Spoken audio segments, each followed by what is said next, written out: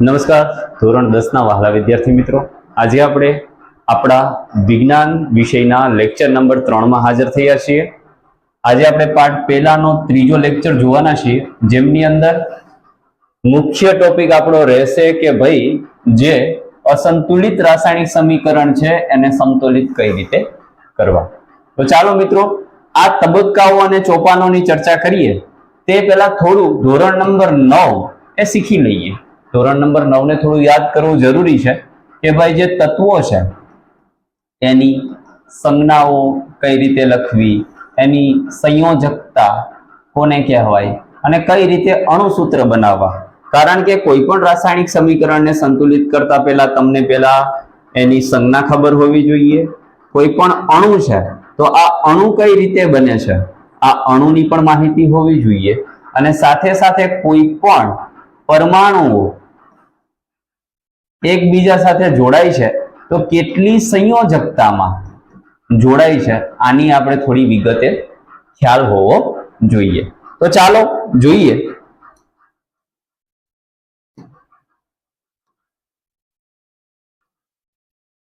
તો હવે પહેલા આપણે વાત કરીશું સંજ્ઞાઓ। સંજ્ઞા કોને કહેવાય? તો જે કોઈ પણ તત્વ છે આ તત્વની સંજ્ઞા નક્કી કરેલી હોય છે કે ભાઈ પહેલું જે છે તત્વ એ હાઇડ્રોજન છે, આ હાઇડ્રોજનની સંજ્ઞા છે H। પછી છે હિલિયમ, હિલિયમની સંજ્ઞા છે He। ત્યાર પછી છે લિથિયમ, આ લિથિયમ જે છે એની સંજ્ઞા છે Li। એવી જ રીતના આ ત્રણની મેં વાત કરી એવા તમને 20 સુધી આવડવા જોઈએ, જે તમારી ધોરણ નંબર 9 ની વિજ્ઞાન છે એમની અંદર પાઠ નંબર જે ત્રીજો છે આ ત્રીજા પાઠની અંદર સંજ્ઞા, સંયોજકતા અને તત્વોના નામ આ બધી જ બાબતો લખેલી છે। હવે વાત કરીએ થોડી સંયોજકતાની। શેની વાત કરીશું? સંયોજકતા। તો મિત્રો સંયોજકતા બે પ્રકારની હોય, એક પ્લસ સંયોજકતા અને એક માઇનસ સંયોજકતા। પ્લસ સંયોજકતા કોને કહેવાય અને માઇનસ સંયોજકતા કોને કહેવાય? માની લો કે એક તત્વ છે સોડિયમ, જે 11મા નંબરનું તત્વ છે। કેટલામ નંબરનું?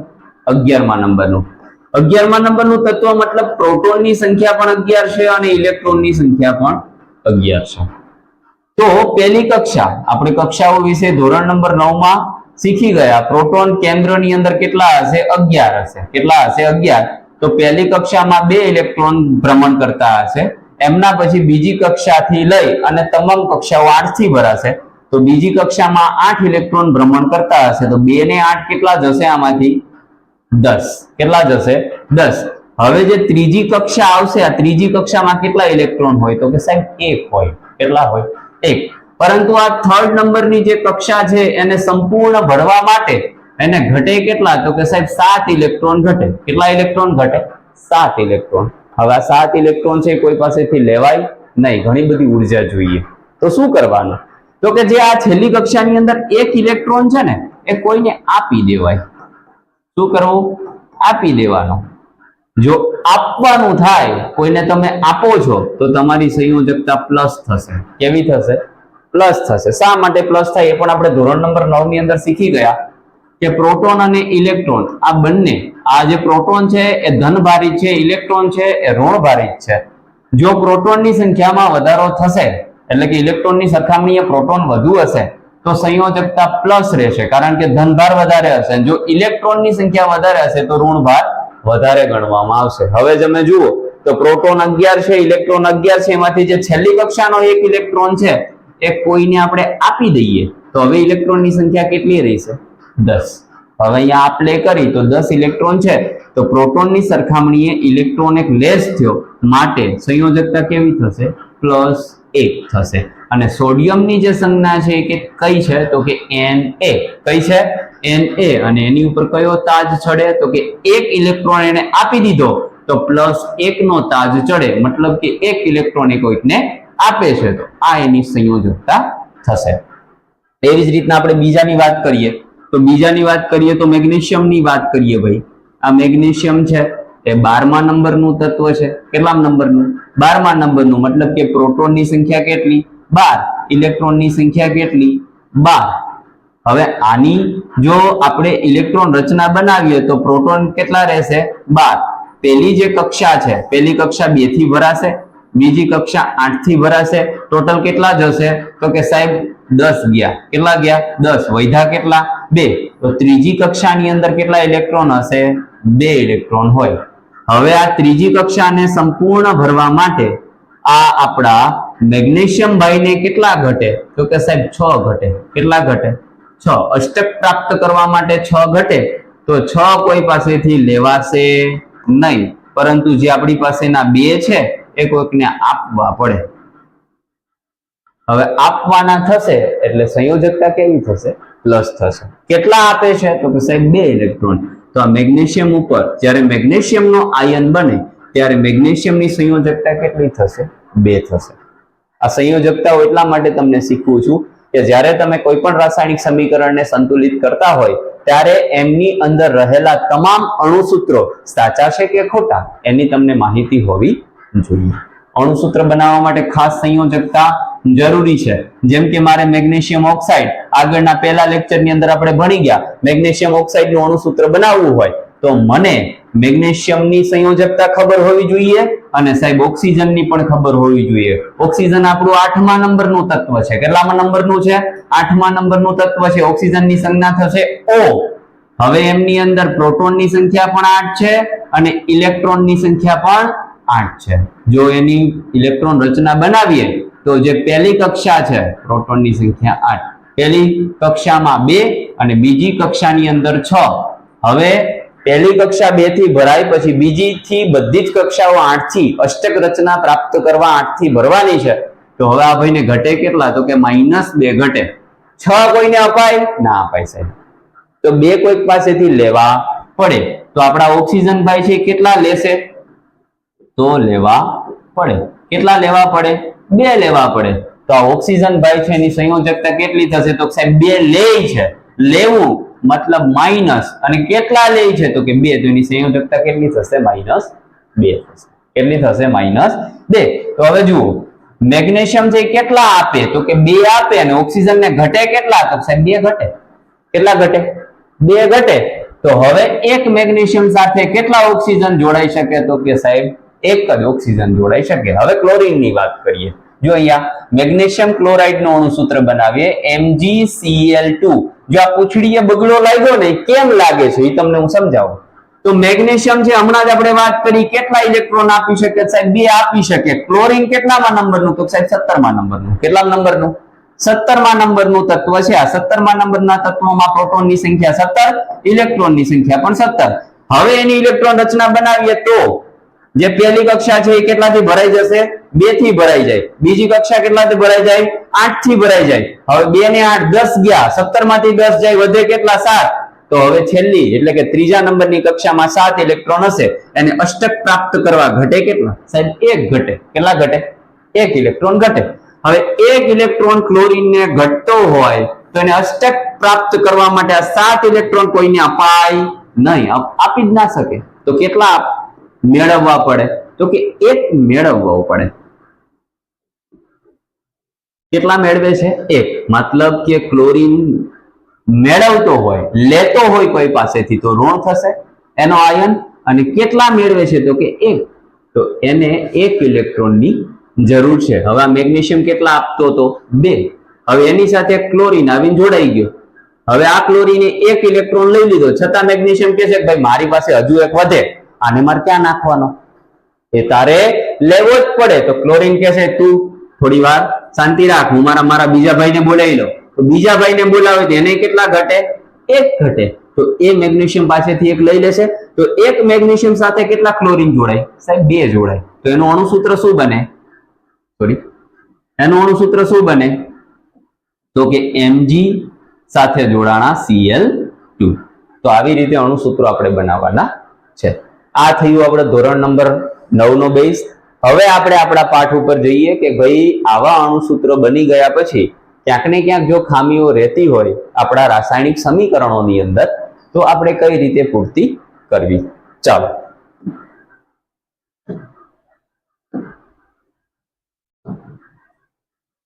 હવે પેલું કે ભાઈ ફેરસ જે છે આપણો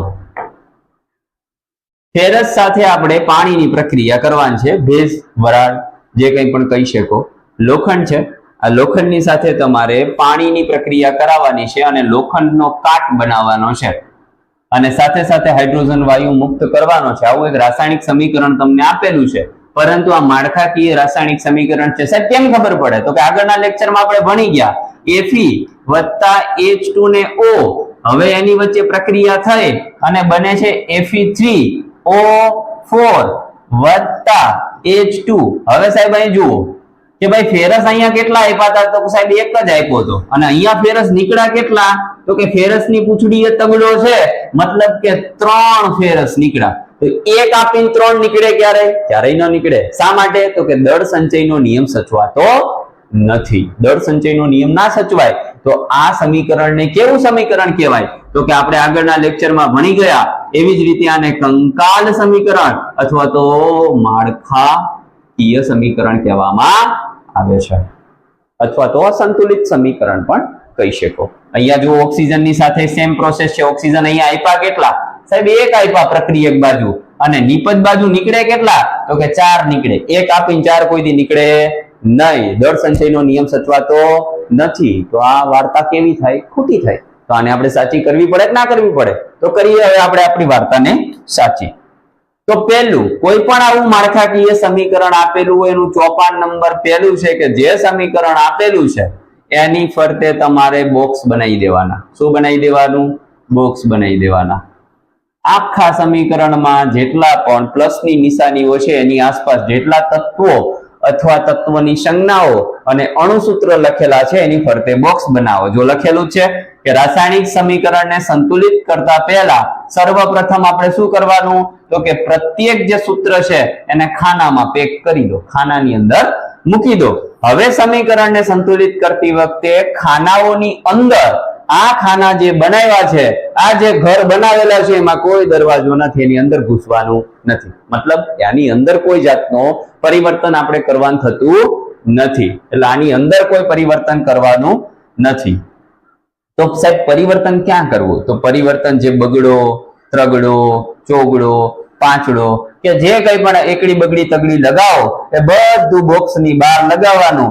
અહીંયા કોઈના પૂછડે બગડો, તગડો, ચોગડો મૂકવા જવાનો થતો નથી. ચાલો હવે આપણે ચોપાન નંબર 2 તરફ જઈએ. કઈ તરફ જઈએ? ચોપાન નંબર 2 તરફ. હવે ચોપાન નંબર 2 શું કે? તો કે જો પહેલા તો આપણે એક સમીકરણ હતું Fe + H2O અને એમાંથી બને છે Fe3O4 + H2. આવું બને છે. એને આપણે શું કરી દીધું?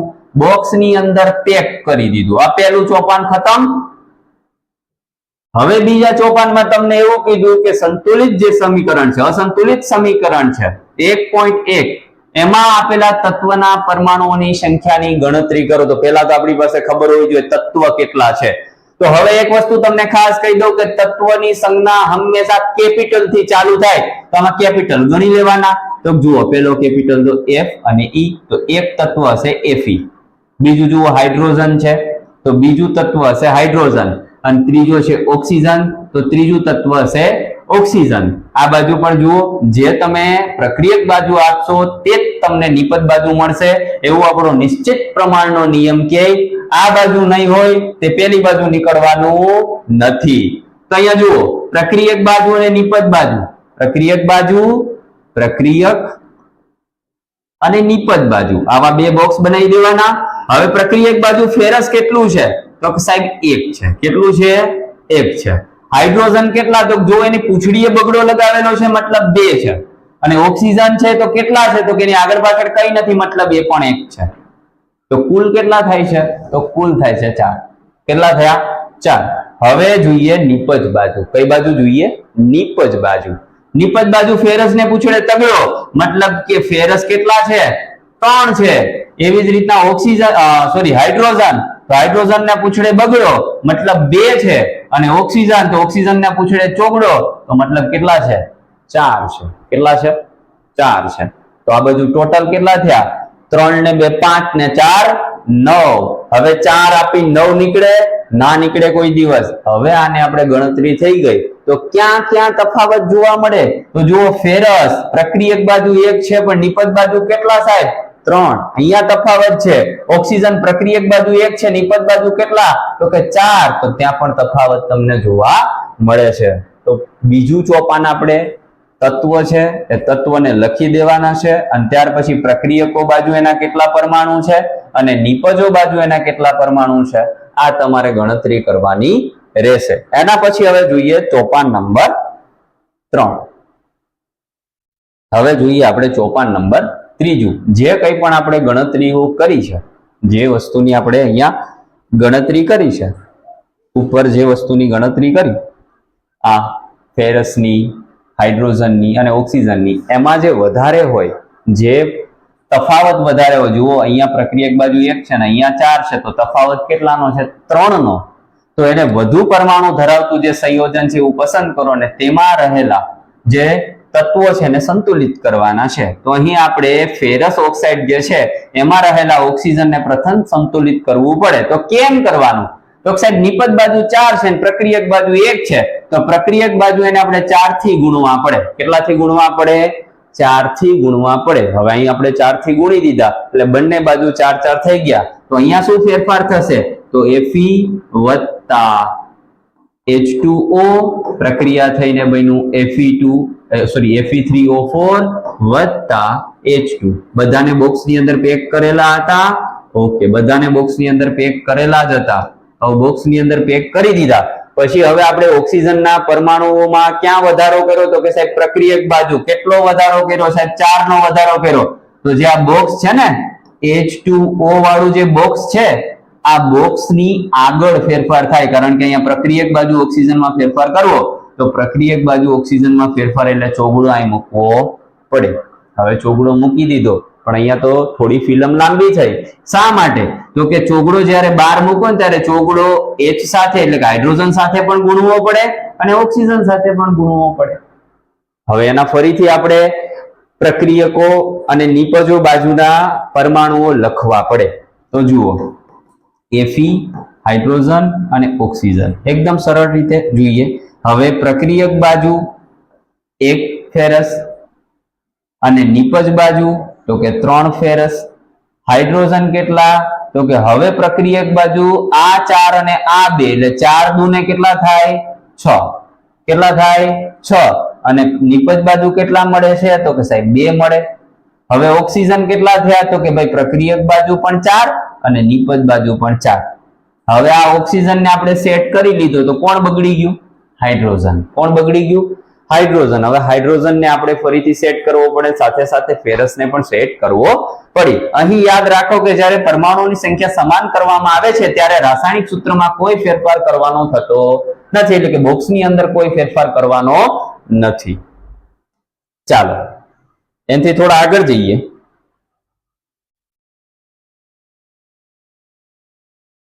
જેમ કે ઓક્સિજન પરમાણુને સંતુલિત કરવા H2O ની આગળ આપણે કેટલું લખવું પડે? તો કે 4 લખવા પડે, પરંતુ તમારે H2O4 લખવાના નથી, પરંતુ જે H2O ની ફરતે જે તમે બોક્સ બનાવેલું છે એની આગળ ચોગડો લખવાનો થશે. ઓકે, ચાલો પરિણામે સમીકરણ નંબર 1.1 નીચે પ્રમાણે હવે બનશે. જો આ બોક્સની આગળ ચોગડો લખાઈ ગયો કે નથી લખાઈ ગયો? શા માટે? તો કે જે આપણો ઓક્સિજન હતો એને આપણે 4 થી ગુણાકાર કરેલો ને ભાઈ. હવે ચોપાન નંબર 4 ની અંદર સેમ એવી જ પ્રોસેસ છે. હવે સમીકરણ નંબર 2.1 માં હજુ પણ હાઇડ્રોજન અને ફેરસ આ બંનેને સંતુલિત કરેલા નથી. તો કરીએ ભાઈ. હવે જુઓ, હાઇડ્રોજનના પરમાણુઓની વાત કરીએ તો આમાંથી હાઇડ્રોજનને પ્રથમ સંતુલિત કરવું પડે, કારણ કે હવે હાઇડ્રોજનમાં થોડીક માથાકૂટ થઈ. શું માથાકૂટ થઈ? તો કે જુઓ, ફેરસ બંને બાજુ હજુ કેટલા છે? એક બાજુ 1 છે અને એક બાજુ 3 છે. એવી જ રીતના હાઇડ્રોજન છે, પેલી બાજુ કેટલા થઈ ગયા? 6 અને અહીંયા કેટલા છે? તો કે સાહેબ 2 છે. એવી જ રીતના ઓક્સિજનની વાત કરીએ તો હવે બંને બાજુ કેટલા કેટલા થઈ ગયા?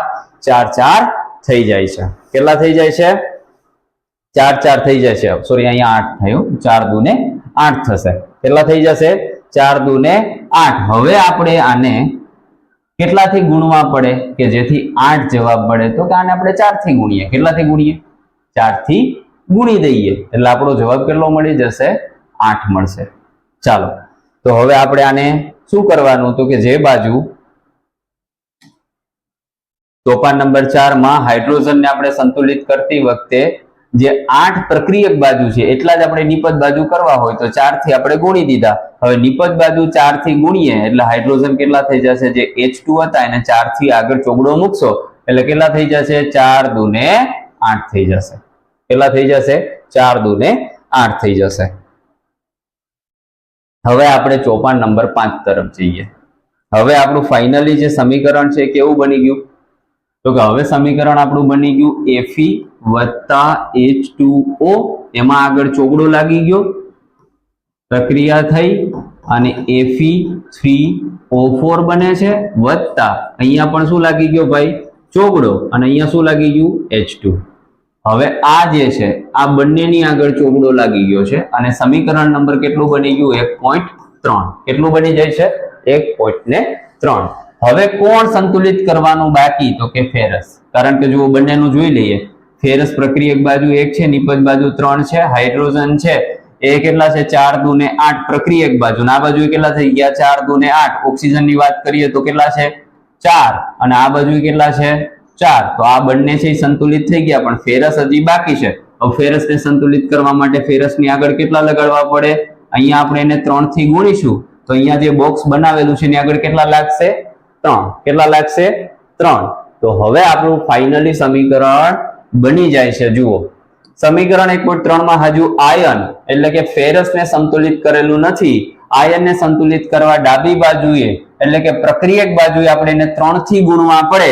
આથી સમીકરણ આવું બનશે 3Fe + 4H2O + Fe3O4 + 4H2. ચલો હવે જઈએ ચોપાન નંબર 6 ઉપર. કેટલા ઉપર? અંતમાં સંતુલિત સમીકરણની ખરાઈ કરવા આપણે સમીકરણની બંને તરફ રહેલા જે પરમાણુઓ છે એની ગણતરી કરશું. ફરીથી ગણતરી કરીએ તો જુઓ અંતમાં આપણે બધા જ પરમાણુઓની ગણતરી કરીએ તો અહીંયા જુઓ ફેરસ કેટલા? 3. આ બાજુ ફેરસ કેટલા? 3. હાઇડ્રોજન કેટલા?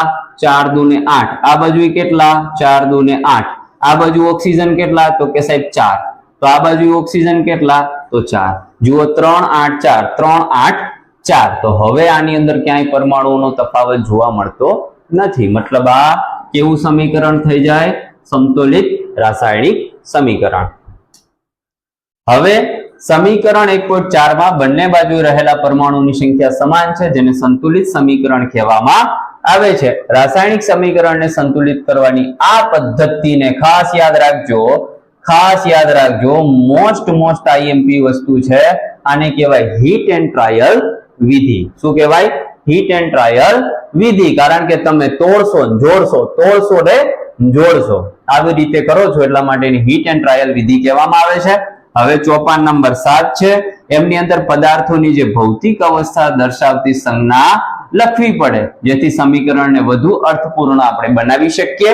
જેમ કે વાયુ માટે તમારે G એટલે કે ગેસ વાપરવાનું છે, પ્રવાહી માટે L એટલે કે લિક્વિડ વાપરવાનું છે, ઘન પદાર્થ માટે સોલિડ એટલે કે S વાપરવાનું છે અને જલીય દ્રાવણ જો હોય તો એના માટે એક Q વાપરવાનું થશે.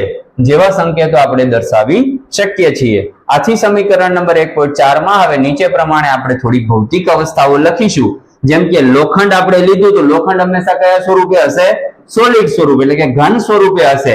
એવી જ રીતના અહીંયા જુઓ પાણી લીધેલું છે પણ પાણી કયું લીધું તો કે ગેસ એટલે કે ભેજ સ્વરૂપે લીધું. કેવા સ્વરૂપે લીધું?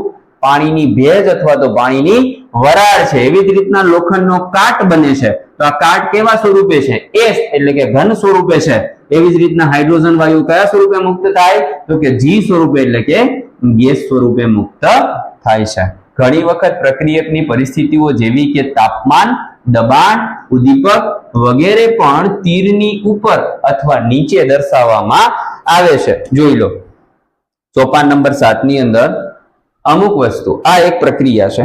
જુઓ અહીંયા કાર્બન મોનોક્સાઇડ આપેલો છે. આ કોણ છે? Carbon monoxide. એની જ્યારે હાઇડ્રોજન વાયુ સાથે પ્રક્રિયા થાય આ બંને ગેસ સ્વરૂપે છે. જો G લખેલા છે તો બંને ગેસ છે. કાર્બન મોનોક્સાઇડ ગેસની હાઇડ્રોજન વાયુ સાથે જ્યારે પ્રક્રિયા કરવી હોય ત્યારે તમારે 340 વાતાવરણ દબાણ આપવું પડે. શું આપવું પડે? દબાણ આપવું પડે. અને ત્યારે શું બનશે? મિથેનોલ. આ મિથેનોલ છે ને એક પ્રકારનો આલ્કોહોલ છે. આ આલ્કોહોલની ચર્ચા આપણે પાઠ નંબર 4 ની અંદર કરીશું હાઇડ્રોકાર્બનિક સંયોજનોમાં. કારણ કે એમાં કાર્બન અને હાઇડ્રોજન રહેલા હોય છે એટલા માટે એને હાઇડ્રોકાર્બનિક સંયોજનો કહેવાય. આલ્કોહોલ છે મિથેનોલ છે એ આલ્કોહોલ સમૂહનો પહેલા નંબરનો ઘટક છે. ચાલો હવે એનાથી થોડું આગળ જઈએ. બીજી પ્રક્રિયા જે આપણી પ્રકાશ સંશ્લેષણની પ્રક્રિયા છે, જેમની અંદર વાતાવરણમાંથી કાર્બન ડાયોક્સાઇડ લીધું. શું લીધું? Carbon dioxide. આ કાર્બન ડાયોક્સાઇડની કોની સાથે પ્રક્રિયા થશે? પાણી સાથે. પરંતુ આ કાર્બન ડાયોક્સાઇડની પાણી સાથે પ્રક્રિયા કરવા માટે બે વસ્તુ ઉદ્દીપકોની જરૂર છે. ઉદ્દીપક કોને કહેવાય? જે ક્યારેય પણ રાસાયણિક પ્રક્રિયામાં ભાગ લેતો નથી પણ રાસાયણિક પ્રક્રિયાને શું આપે? તો કે વેગ આપે. શું આપે? વેગ આપે. આને શું કહેવાય? ઉદ્દીપક. તો પહેલો ઉદ્દીપક છે સૂર્યપ્રકાશ. જો સૂર્યપ્રકાશ નહીં હોય તો પ્રકાશ સંશ્લેષણની પ્રક્રિયા થશે નહીં. રાત્રિ દરમિયાન કોઈ જાતની પ્રક્રિયા ન થાય. એવી જ રીતના જો પર્ણ સુકાયેલું અથવા પીળું પડેલું હોય ને એમની અંદર ક્લોરોફિલની હાજરી નથી તો પણ પ્રકાશ સંશ્લેષણની પ્રક્રિયા થશે નહીં. જે આપણે ધોરણ નંબર 6 અને ધોરણ નંબર 8 ની અંદર શીખી ગયા કે ભાઈ જો કાર્બન ડાયોક્સાઇડ ન હોય તો પણ પ્રકાશ સંશ્લેષણની પ્રક્રિયા નહીં થાય. પાણી નહીં હોય તો પણ પ્રકાશ સંશ્લેષણની પ્રક્રિયા નહીં થાય. રાત્રિ દરમિયાન સૂર્યપ્રકાશ નહીં હોય તો પણ નહીં થાય અને ક્લોરોફિલની ગેરહાજરીમાં પણ થશે નહીં. તો હવે કાર્બન ડાયોક્સાઇડ અને પાણી, સૂર્યપ્રકાશ અને ક્લોરોફિલ નામના ઉદ્દીપક, આ ઉદ્દીપકની હાજરીમાં શું બનાવે? તો બનાવશે C6H12O6 જે આપણા બધાના જીવનનો જરૂરી ઘટક છે, જેમનું નામ છે ગ્લુકોઝ. બીજું બનાવશે ઓક્સિજન અને ત્રીજું બનાવશે બાષ્પોત્સર્જન સ્વરૂપે પાણી. તો આ વાત હતી આપણી રાસાયણિક સમીકરણોને કઈ રીતે સંતુલિત કરવા અને એમના 7 ચોપાનો. આ 7 ચોપાનોની આપણે ચર્ચા કરી લીધી. અહીંયા સુધી આપણે વિડિયો લેક્ચરને રાખીશું. ફરી મળીશું નેક્સ્ટ વિડિયો લેક્ચરમાં વધારે માહિતીઓ સાથે કે ભાઈ રાસાયણિક પ્રક્રિયાઓ કેવી હોય અને એના પ્રકારો કેટલા છે. તો ટોટલ 10 પ્રકારની રાસાયણિક પ્રક્રિયાઓનો અભ્યાસ આપણે આગળ કરીશું. તો વિડિયો લેક્ચરમાં મજા આવી હોય તો પ્લીઝ લાઈક કરી દેજો, તમારા મિત્રોથી શેર કરી દેજો અને ફરી મળીશું નેક્સ્ટ વિડિયો લેક્ચરમાં. ત્યાં સુધી આવજો. જય હિન્દ, જય ભારત.